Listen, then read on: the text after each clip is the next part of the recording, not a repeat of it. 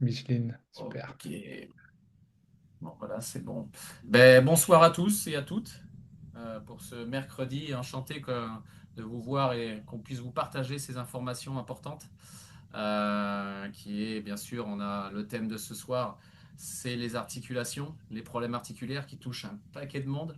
Et j'ai la chance aujourd'hui, un partenaire qui maîtrise ce sujet, dans le sens où il est ostéothérapeute. Donc il côtoie et il travaille assez régulièrement dans ce genre de problématiques. Alors, pour l'instant, il est toujours pas attaqué, du moins par l'arthrose. Mais à force de courir et être dans le sport comme nous on l'est, moi je suis aussi trailer et marathonien, donc on entretient notre machine, on y fait gaffe, et c'est ce qu'il faut mettre en place, c'est faire prévenir, travailler sur cette prévention, et c'est ce que va pouvoir donc partager ce soir Geoffroy. Donc Geoffroy, c'est un ancien coach sportif. Il a eu des belles salles.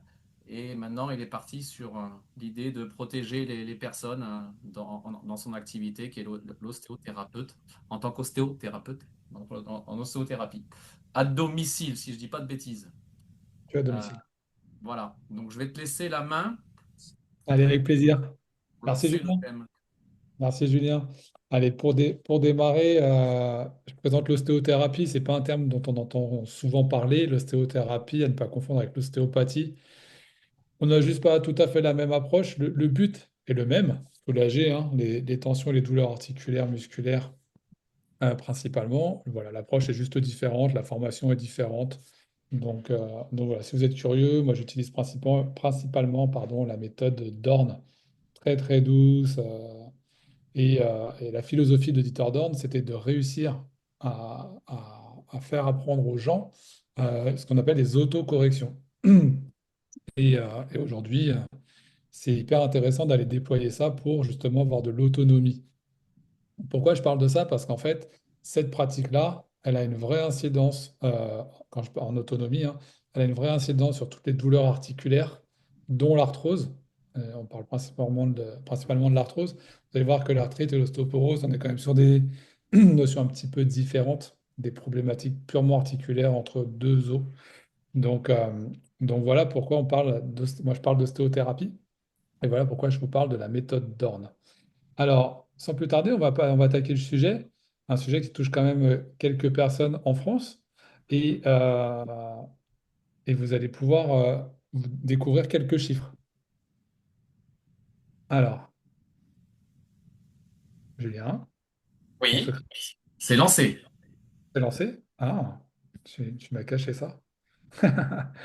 Alors, bah voilà, l'arthrose, ça fait grincer, hein. L'arthrose, je dois avoir un décalage, je m'excuse. Donc, l'arthrose, ça touche 9 à 10 millions de Français. Une moyenne, c'est 17% de la population. Donc, c'est la première maladie articulaire, c'est quand même pas rien, et 12 millions de consultations par an. Donc, on se fait juste une très légère projection là. À l'instant T, 12 millions de consultations par an, on se fait un petit lien avec le trou de la sécurité sociale. Voilà. On a cette idée-là derrière la tête. On a mis des tranches d'âge. Voilà. À 45 ans, on n'est pas trop touché. Je suis dans cette zone-là, 3%. Je ne suis pas encore atteint. 65 ans, on arrive à 67%. Et à 80 ans, on a 82% des personnes qui sont touchées. Donc, on peut dire que plus on avance dans l'âge et plus ces pathologies sont récurrentes. Les rhumatismes et les maladies musculo-squelettiques. Donc, ça concerne presque 17 millions de personnes, donc un Français sur trois. C'est-à-dire que ce soir, on est quoi, une trentaine, hein, Julien, c'est ça? Ça veut dire que potentiellement, on pourrait en avoir 10 qui vont plutôt pas trop mal ou qui iront plutôt pas trop mal plus tard, et puis 20 qui seront touchés. L'ostéoporose, enfin, c'est environ 4 millions de femmes malades. Alors, on a précisé femmes, en tout cas j'ai précisé femmes, parce que ça touche un peu moins les hommes. Alors, est-ce que c'est lié au dérèglement hormonal ou autre chose? En tout cas, la prévalence est liée à... Il semblerait qu'elle soit liée en fait plutôt au genre, plutôt qu'à l'âge sur l'ostéoporose. Donc voilà, chaque année en France, c'est environ 60 000 fractures vertébrales, 50 000 cols du fémur, et qui sont fracturés bien sûr, et 35 000 fractures du poignet. Donc c'est pas anodin. Quand on fait le calcul, hein, on est quand même sur des chiffres assez importants et assez conséquents. Donc, Ça peut toucher tout le monde. Et je vais faire la petite parenthèse. Au mois de mars, il m'est arrivé de mes aventures. Je suis tombé à vélo. Je me suis fracturé le poignet, l'avant-bras et le coude. Eh bien, on est au mois de novembre et j'ai toujours des sensibilités. Et potentiellement, j'aurai une arthrose avancée. Donc, ça fait partie des choses de la vie. Et voilà, il faut savoir que quand on a des fractures articulaires, je parle bien articulaires, on peut avoir des fractures un peu plus précoces. Ensuite, on va aborder voilà, vraiment la spécificité de chaque pathologie. Alors, c'est hyper important de bien faire la différence sur les pathologies. L'arthrose, on va bien parler d'usure articulaire. Sur l'arthrite, on va parler d'inflammation articulaire. Et sur l'ostéoporose, on parle de fragilité osseuse. Donc, on va tout de suite passer à la slide suivante pour bien que vous puissiez identifier les différences. Donc, sur la gauche, c'est l'arthrite. On peut voir clairement l'os supérieur et l'os inférieur. Qui sont pas tout à fait pareils. Regardez le côté droit et le côté gauche. Il y a le côté bleu et le côté rouge. Donc on voit que le cartilage ne s'est pas usé de la même manière. On voit qu'il y a des fragilités. On voit qu'il y a une inflammation de ce qu'on appelle la bourse séreuse. En fait, pardon, la poche synoviale, je vous dis une bêtise. La poche synoviale qui vient, en fait, c'est comme un grand sac plastique qui vient entourer, voilà, qui vient entourer toute l'articulation pour que ça soit bien fluide et que tout soit bien huilé à l'intérieur. Donc là, il y a une dégradation. Ensuite, on a l'ostéoporose en haut à droite. Eh bien, on voit la dégradation de l'os au fil du temps. Et on voit qu'en fait, des petites cavités qui font l'os très solide complètement à gauche, eh bien, sont de moins en moins nombreuses et de plus en plus grandes, et ce qui entraîne une fragilité de l'os. Donc ça, c'est l'ostéoporose. Donc, si l'os est plus fragile, bien sûr, au moindre choc, il peut casser, encore plus sur le col du fémur, parce que c'est une zone sensible, comme le poignet à la chute, et ainsi de suite. Voilà. Ensuite, on passe à la dernière image qui va être celle de l'arthrose. Donc, vous avez de gauche à droite l'évolution d'une arthrose. Donc, c'est-à-dire qu'on a une bonne poche synoviale qui fait son boulot, tout est bien huilé. Avec le temps, on a une arthrose débutante, on va avoir un liquide synovial moins efficace, les cartilages qui vont se toucher, qui vont commencer à s'effriter. Et puis, ça va se dégrader encore un petit peu plus. Et on va avoir sur une arthrose évoluée, où là, carrément, le cartilage a disparu, la poche synoviale ne fait plus son travail et on commence à avoir une dégradation de l'os. En général, quand on est à ce moment-là, on réfléchit à l'opération.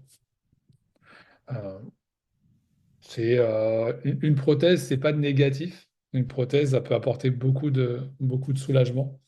Donc, pas de, pas de panique. On va aussi parler des coûts, parce que bien sûr, comme je vous ai dit tout à l'heure, je vous ai alerté sur le fait que il y avait un coût derrière tout ça.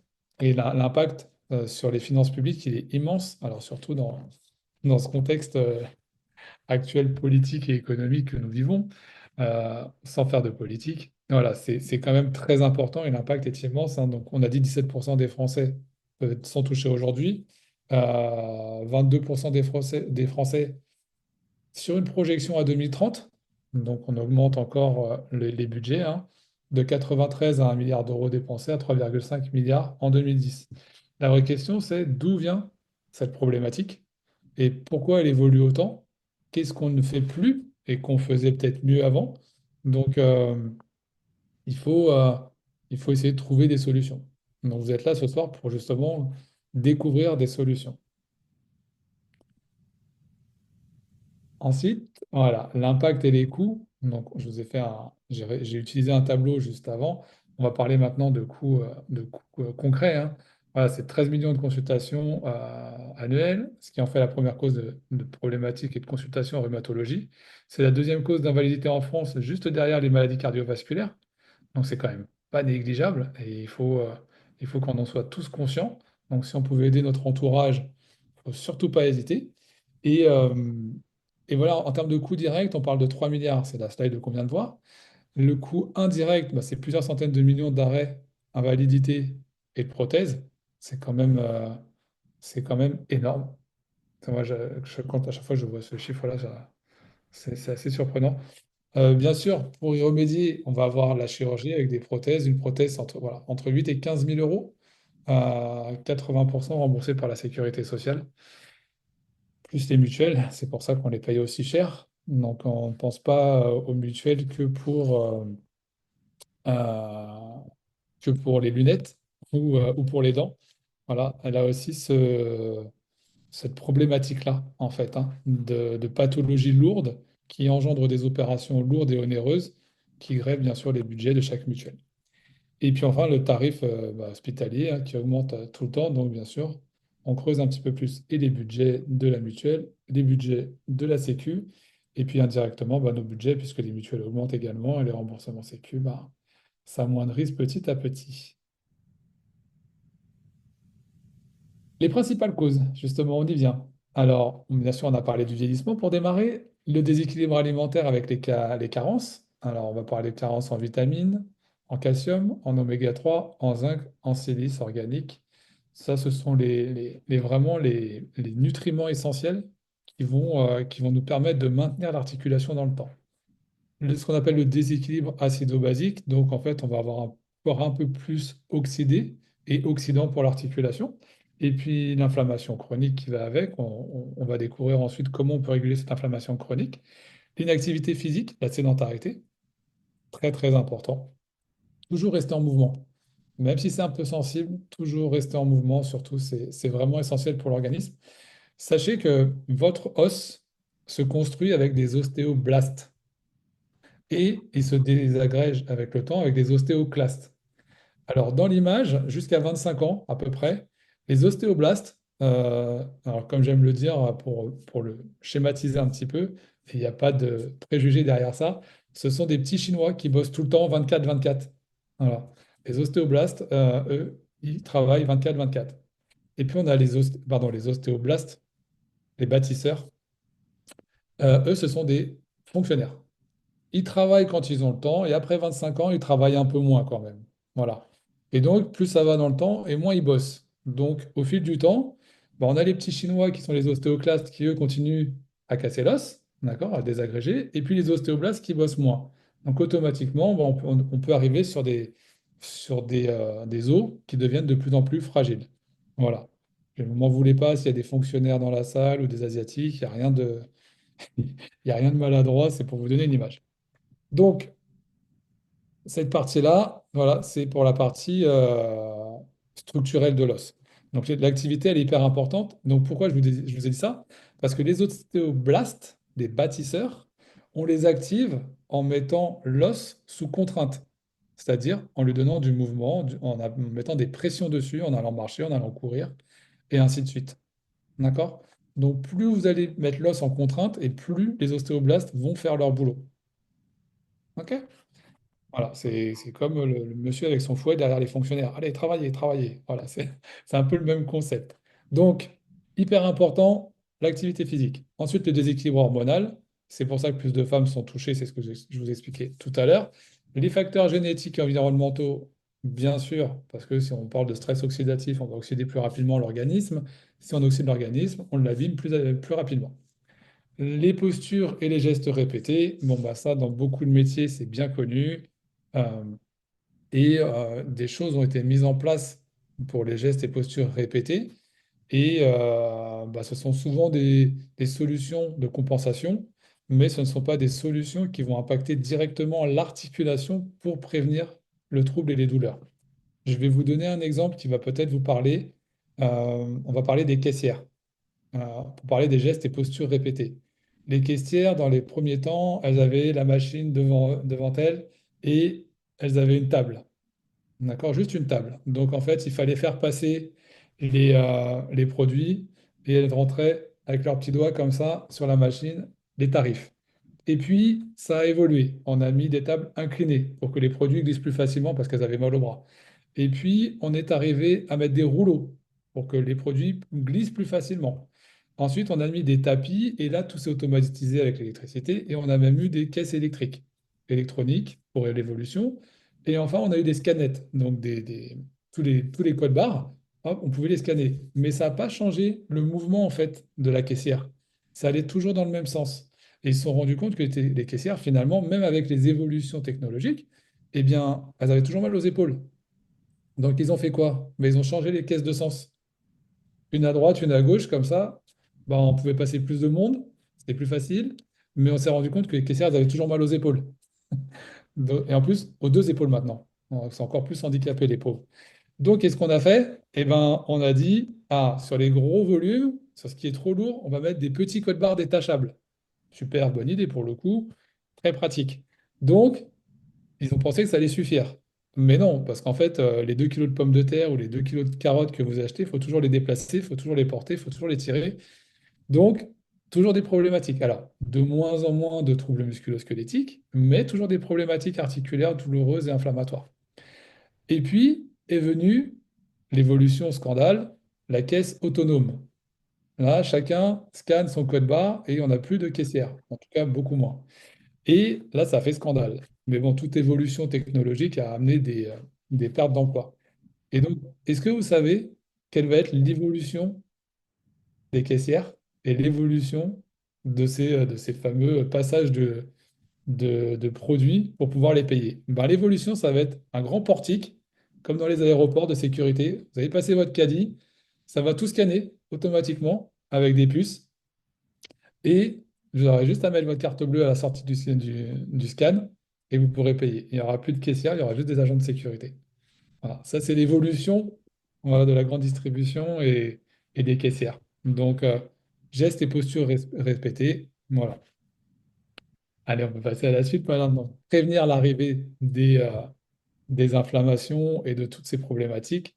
Bien sûr, on va réguler avec l'alimentation anti-inflammatoire. Je l'ai dit, l'activité physique, elle est hyper importante.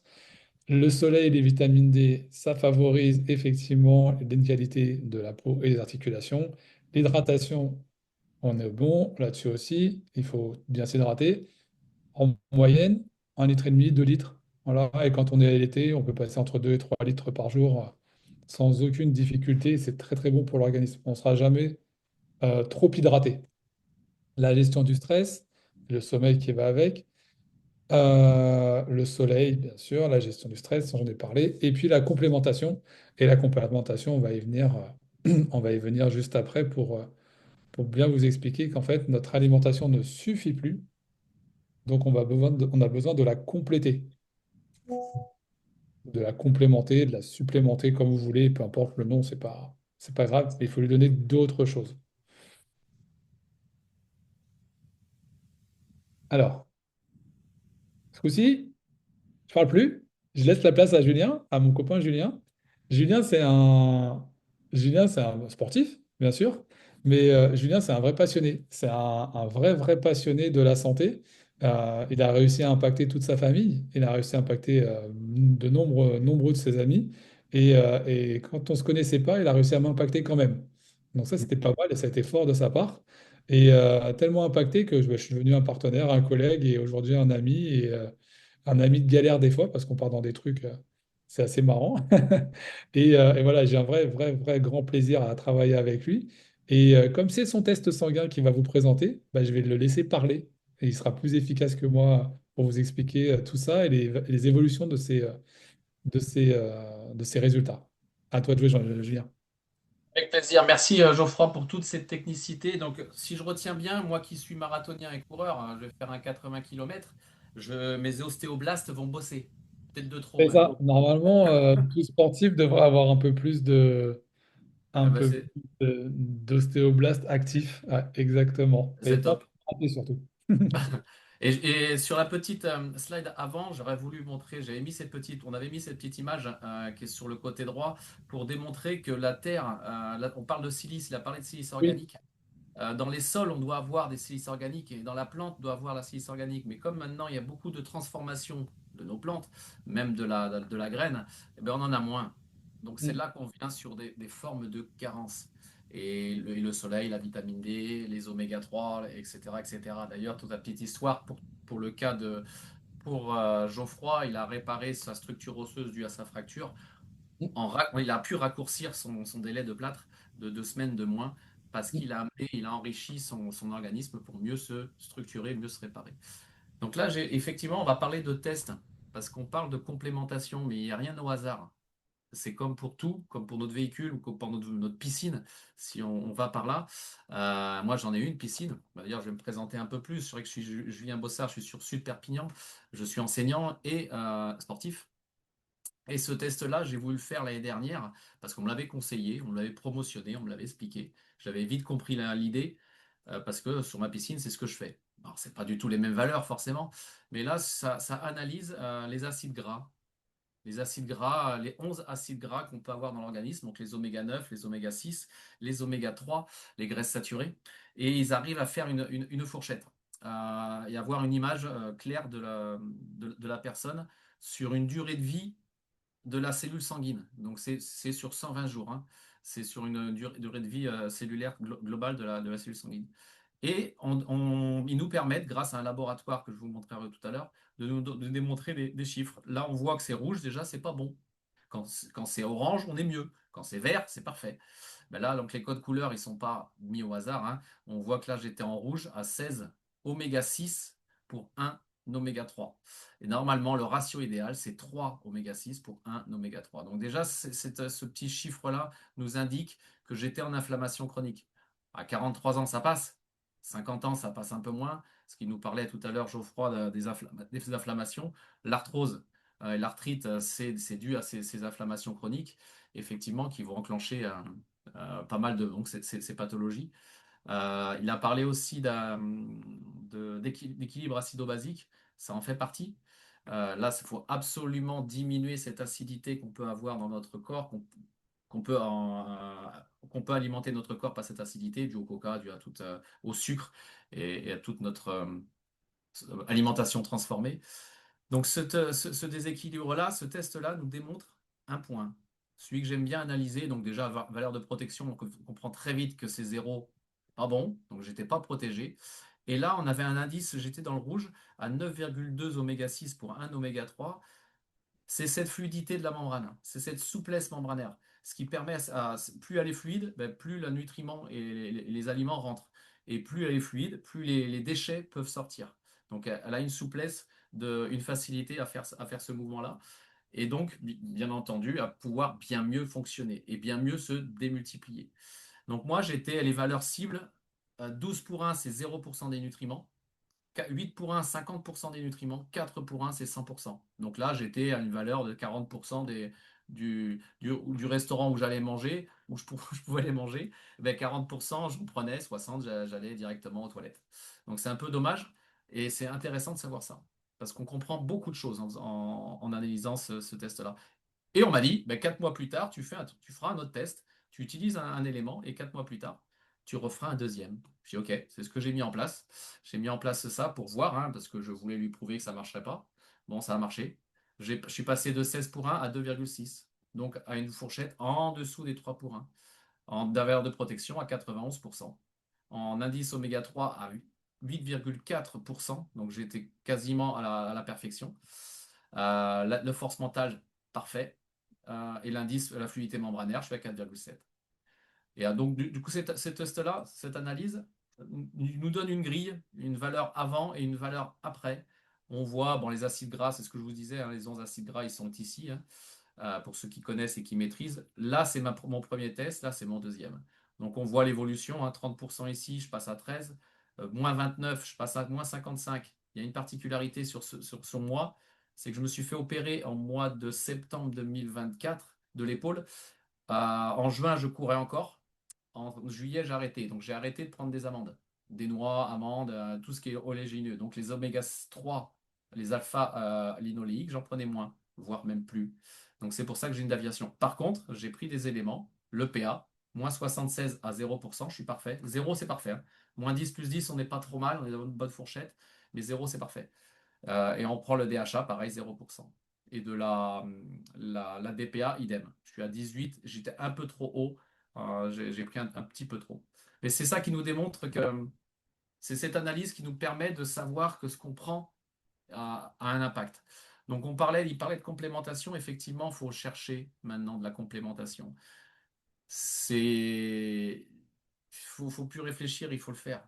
On sait très bien que notre nutrition actuelle est trop transformée. On n'a pas fait de slide dessus, mais on le connaît tous, on en parle à la télé nous en parle. Si on prend le cas de l'eau, j'ai voulu mettre volontairement ce petit système, malgré que ça soit un système simple, filtre à charbon, mais elle nous fait de l'eau alcaline. Et c'est ce qu'on cherche à faire, ne pas prendre de l'acidité. Donc là, c'est de l'eau alcaline et un petit potentiel ionique à moins de 200 millivolts, ce qui permet une meilleure absorption de l'eau et une meilleure pénétration dans la cellule. Encore faut-il que ta cellule soit assouplie pour pénétrer, que l'eau puisse pénétrer, rentrer dans la cellule, éliminer les déchets et les évacuer. L'oméga 3, bon, on l'a bien compris que pour la structure osseuse, c'est vital. Pour le cœur, le cardio, le cerveau, la vision, la peau, tout notre corps a besoin d'oméga 3. La vitamine D, j'étais avec monsieur, demain je retrouve encore monsieur Sabatier, Jean-Marc Sabatier, pour ceux qui le connaissent.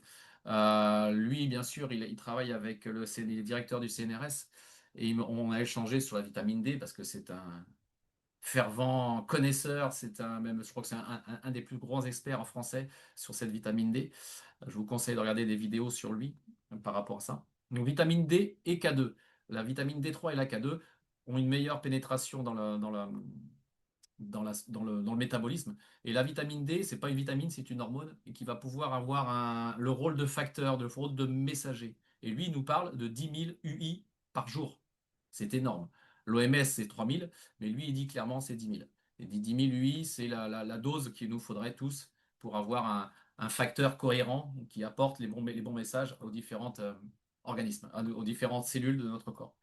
Bien sûr, le magnésium, tout sportif le sait très bien que le magnésium est essentiel, et non sportif, mais les sportifs le savent. Parce que c'est un des éléments qui nous permet, voilà, au niveau tissulaire, de mieux cicatriser, de mieux réparer, en meilleur, dans l'effort aussi, mieux gérer son effort. Le collagène, pareil, on s'en entend parler de plus en plus. Et ce qui est pareil, ce qui est très, très, très, très important, ce qui nous permet d'avoir cette fameuse élasticité, une fameuse fluidité. La spiruline et surtout un des mes chouchous, c'est la boîte bleue qui est au milieu, qui est la phycocyanine. La phycocyanine est un pigment extrait de la spiruline, qui est un pigment redoutable. C'est l'or bleu. C'est tout simplement l'or bleu, c'est le diamant bleu. Tout le monde devrait utiliser ce pigment euh, pour ses propriétés qui sont l'anti-inflammatoire, l'antitumoral, l'anti-allergique, anti beaucoup de choses, qui augmentent l'oxygénation. Donc ceux qui ont des problèmes de respiration, je vous le conseille. Et pour les problèmes articulaires, forcément, parce que ça va stimuler la régénération cellulaire. Donc ça va stimuler le corps, dire au corps de fabriquer un peu plus de certaines cellules qui sont en manque, et surtout éliminer les toxines. Donc c'est une vraie très très belle molécule. Les omégas, ça j'en ai parlé. Et les plantes anti-inflammatoires comme le curcuma. Le curcuma, ils ont un élément que je connais bien depuis quelques années, qui est le X-Gold. Alors c'est pareil, c'est un brevet derrière, hein, qui est caché.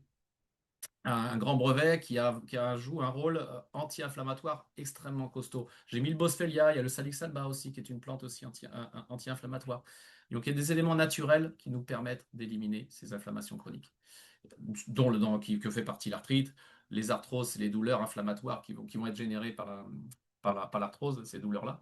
Donc l'inflammation va diminuer grâce à ce curcuma. L'oméga 3 joue aussi ce rôle, hein, d'anti-inflammatoire.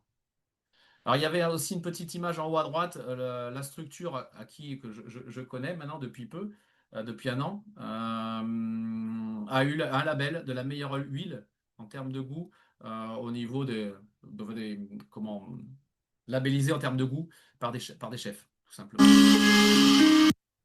Ah, on va mettre. Justement, c'est ce laboratoire Vitas. Ah, j'avais dû mettre les vidéos du laboratoire, d'accord. Donc, ce laboratoire qui analyse les sangs que je vous ai montré, mon test à moi, qui est parti tester, analyser en 15 jours, on a le résultat, donc c'est assez rapide. Bon, ils ont 3 tests. Test de vitamine D, test de l'hémoglobine glyquée, l'HbA1c, pour voir si on est prédiabétique ou pas. Donc là, c'est pas le sujet ce soir, malgré que. La vitamine D, oui. L'oméga 3, oméga 6, donc les acides gras. Et le dernier né, c'est le microbiote intestinal, pour savoir si la personne est en dysbiose ou pas. Comment est analysé ça? Par ce laboratoire qui est indépendant, qui est détaché du résultat. Eux, ils prennent les gouttes de sang séchées, c'est qu'un numéro, et ils vous renvoient cette analyse par le biais d'informatique par mail. Et on a une vingtaine de pages qui t'analyse, qui te donne des informations et des idées de plats, par exemple, à faire et d'aliments à prendre en fonction de. Vitas est basé sur Oslo, pareil, coté en bourse. Et eux, ils travaillent avec les meilleures universités au monde. Donc j'ai mis cette petite vidéo pour que vous compreniez que derrière, c'est du sérieux.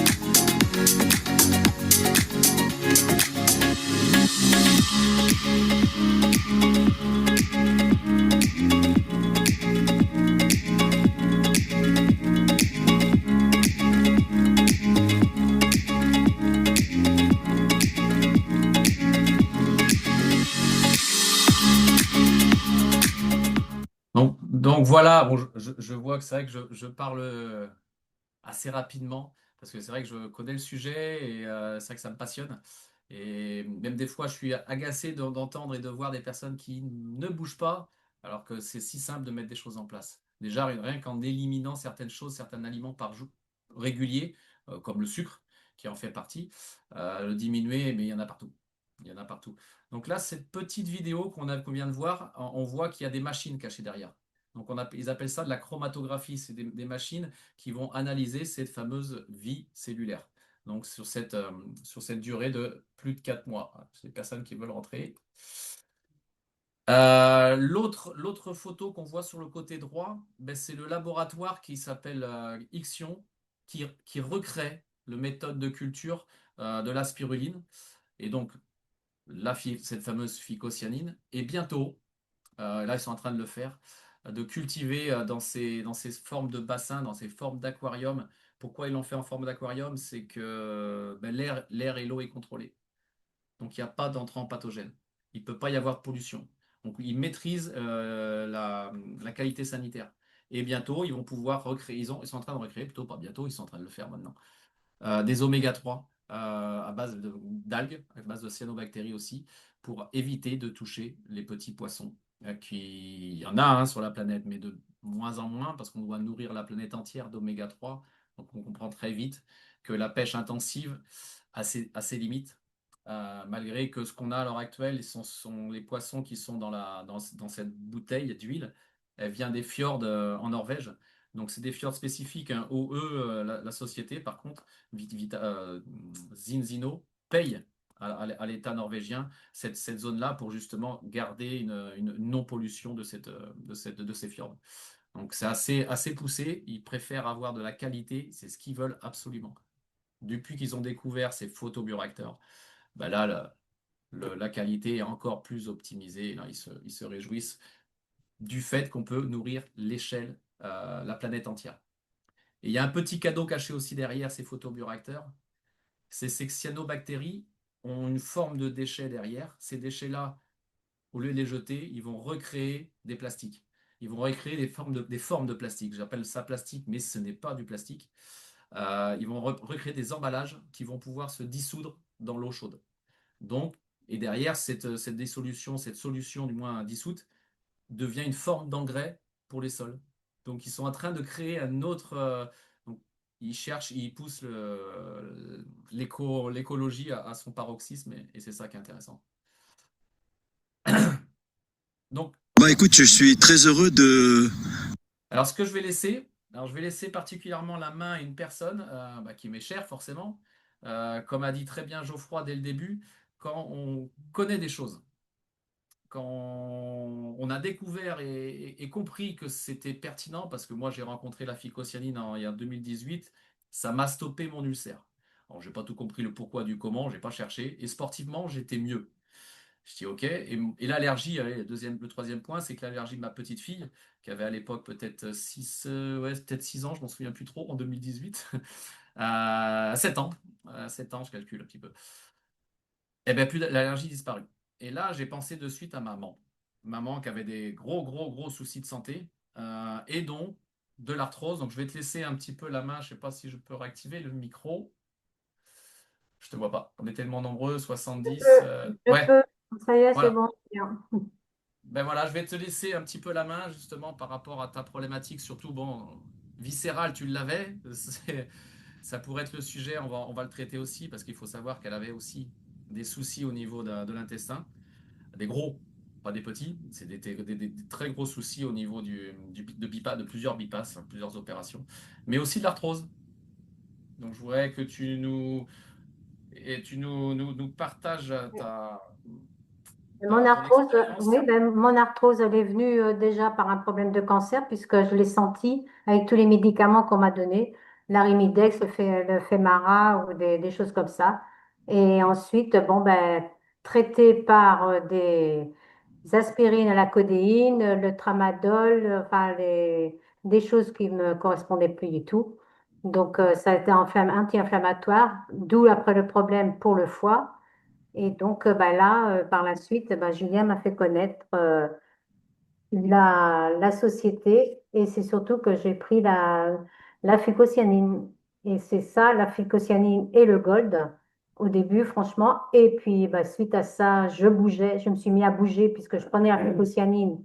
La fucosianine m'a permis d'avoir moins mal et de pouvoir bouger, de marcher, de marcher, de marcher. Et c'est ça qui a fait que j'ai dû me muscler. Et les escaliers que je montais péniblement, puisqu'il fallait que je prenne avec la rampe, eh ben, maintenant je la monte. Les escaliers C'est que j'ai vrai. dehors, c'est pareil, j'ai même plus de rampe, je peux monter. Des fois, je me surprends à passer 2 marches. Et donc, franchement, mais c'est vraiment le top. Et puis, bon, ben, pour l'huile, par contre, là, du coup, j'ai décidé de la prendre à vie, puisque de toute façon, je me dis, j'ai une mauvaise alimentation. Quoi que je fasse, je suis sûre que je ne dois pas avoir mon quota d'huile. Donc, honnêtement, l'huile, pour moi, ben, je la prends tous les jours, ça c'est clair. Donc, en gros, c'est ce que je fais et je vois l'arthrose, moi, la FICO. Et puis, bon, ben, par contre, de temps en temps, je nourris mes cellules avec la spiruline. Je la fais des fois de 5, 6 mois, 6 mois. Et puis après, j'arrête, puis hop, je me reprends. Donc, je sais pas, Et je commence à connaître mon corps. Donc, on l'écoute plus facilement, ouais.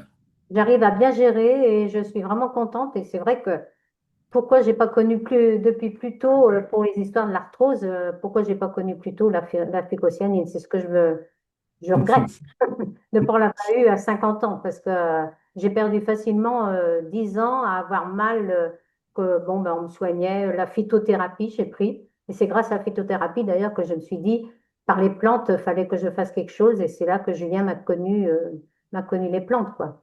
Donc, Mm. honnêtement, les compléments que j'ai me vont très bien. Voilà ce que je Et peux. pour la petite histoire en plus, donc mon père, un papa aussi qui avait une pseudo-polyarthrite, a réussi à tout faire disparaître plus tardivement que maman, parce C'était plus que long, quand oui. on C'était pense, plus long. ouais, il a mis 2 ans de plus, hein, je crois, à peu près 2 ans de plus. C'est quand il voyait que maman allait bien et que lui, bah, il allait pas aussi bien. Et là, il s'est dit, bah, il faut que je fasse quelque chose. Et il a mis les choses en place, pareil, le même principe.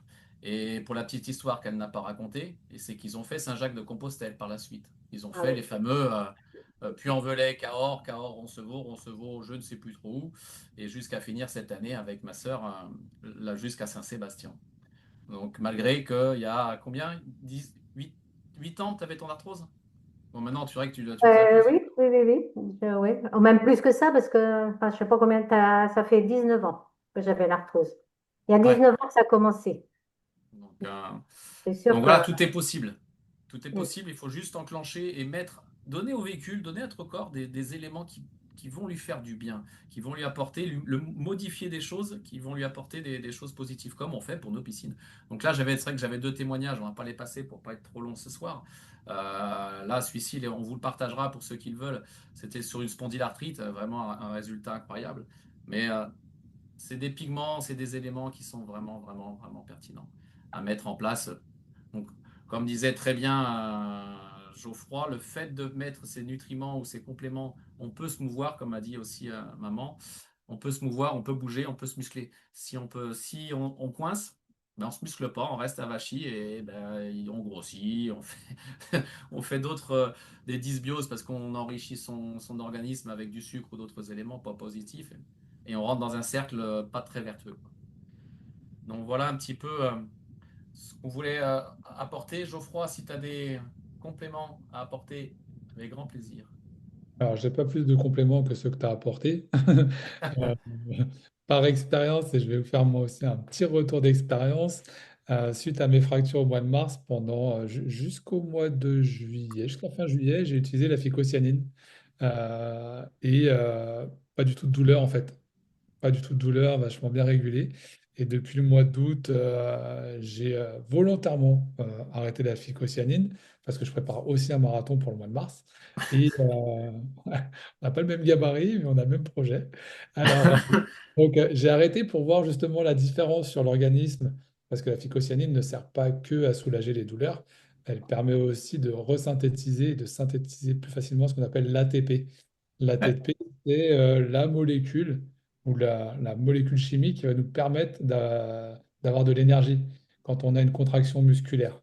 Donc en fait, je l'ai arrêté volontairement pour démarrer la prépa du marathon.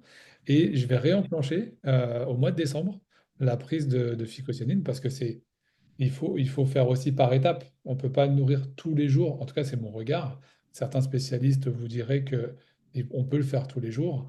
Moi, mon regard, c'est de faire des périodes avec et des périodes sans pour que ça ait toujours de l'effet bénéfique. Donc voilà, donc je vais relancer la machine à phycocyanine à partir du mois de décembre et ce jusqu'au marathon qui se déroulera mi-mars. Donc voilà, il y a pas qu'un seul effet anti-inflammatoire, il y a beaucoup d'effets sur certains nutriments de la nature. Et il faut prendre tout ça en considération. Donc voilà, je ne vais pas en dire plus.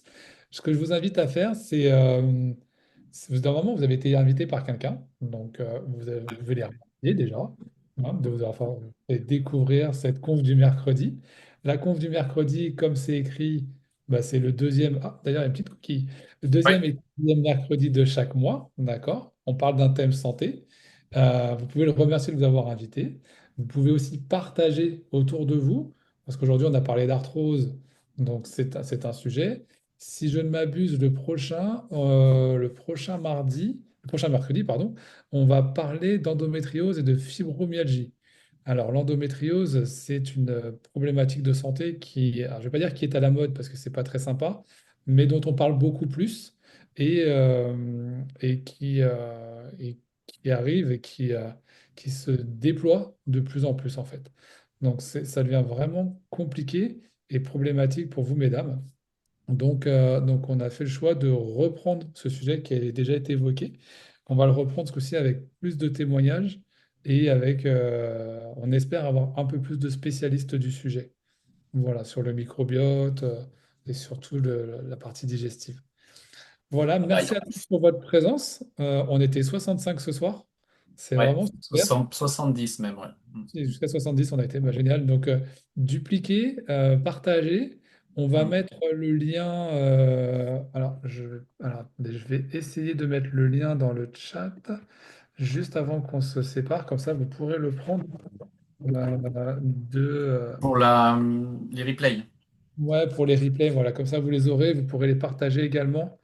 Alors que ce soit je ne vais pas dire sur ma chaîne, mais sur la chaîne qui nous sert de support, vous avez aussi celle de Julien.